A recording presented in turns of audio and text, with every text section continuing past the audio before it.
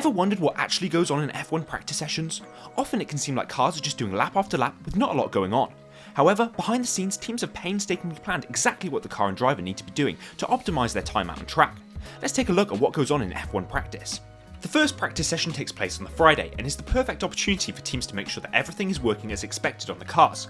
After all, the cars are dismantled after every race for transportation, so they need to ensure that everything is back together properly and fully functional. For these checks to be done, drivers will do what's called an installation lap at the beginning of FP1 before returning to the garage for the data to be analysed and for the car to have a visual inspection. Provided everything is okay with the car, the drivers will go back out and complete some more laps. The drivers will use these laps to get a feel for the track. They're important to the drivers to see if their braking points have changed since the last time they raced there and to get an idea of the conditions of the track surface. Drivers usually will have driven the track prior to the race weekend on the simulators back at their team's factories, but nothing really compares to actually driving and getting a feel for it.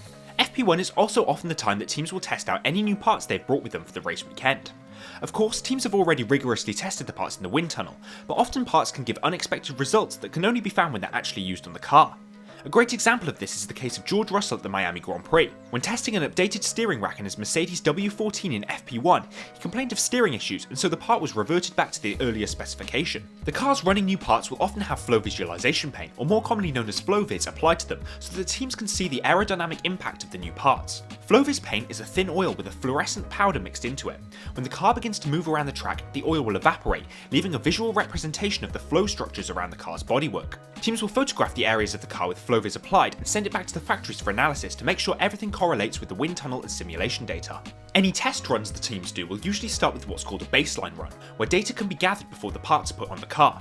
Then teams can make their changes and have data to compare the updated setups or parts with. It's vital that teams gather baseline data, otherwise they'd have no idea if their changes made any difference. After the drivers have had a few laps to get used to the track, teams will begin to follow their run programs. These are decided on prior to the weekend to optimise the opportunity for data gathering. These programs are run in all practice sessions, but teams are aware that FP1 will often be the most unrepresentative session as the track has not yet been rubbered in. They will factor this into their run program plans, using the earlier FP1 session to test the general balance of the car and to dial in their setup that was created from a mix of historical and simulator data, then use the more representative FP2 and FP3 sessions to fine-tune the setup.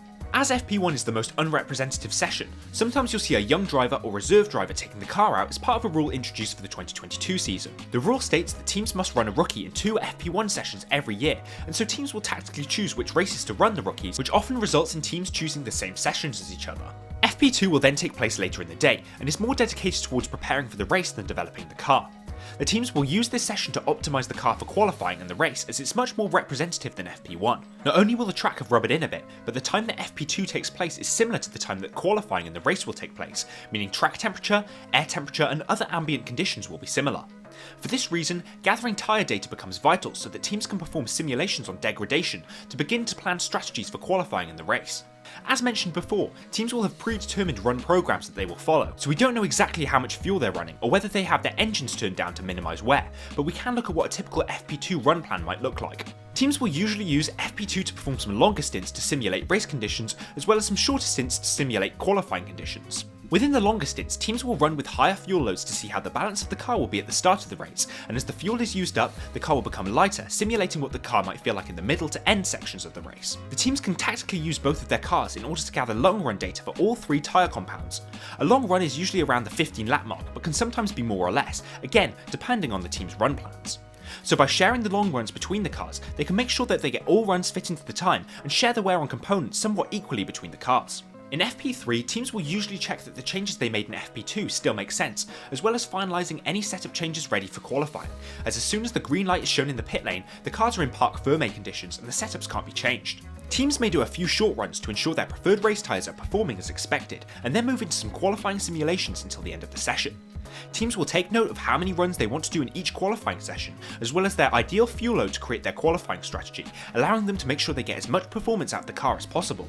As FP3 is the final practice session before qualifying in the race, it's vital that teams are happy with their setups as they are essentially locked in at the start of Q1. So, hopefully you now have a better idea of what exactly goes on in the free practice sessions over an F1 weekend. Although teams try to be secretive about exactly what they're doing as to not give away their run plans, we can often get an idea from their lap times if they are running higher fuel loads or performing qualifying simulations, and most teams will follow a similar structure to how they approach each practice session.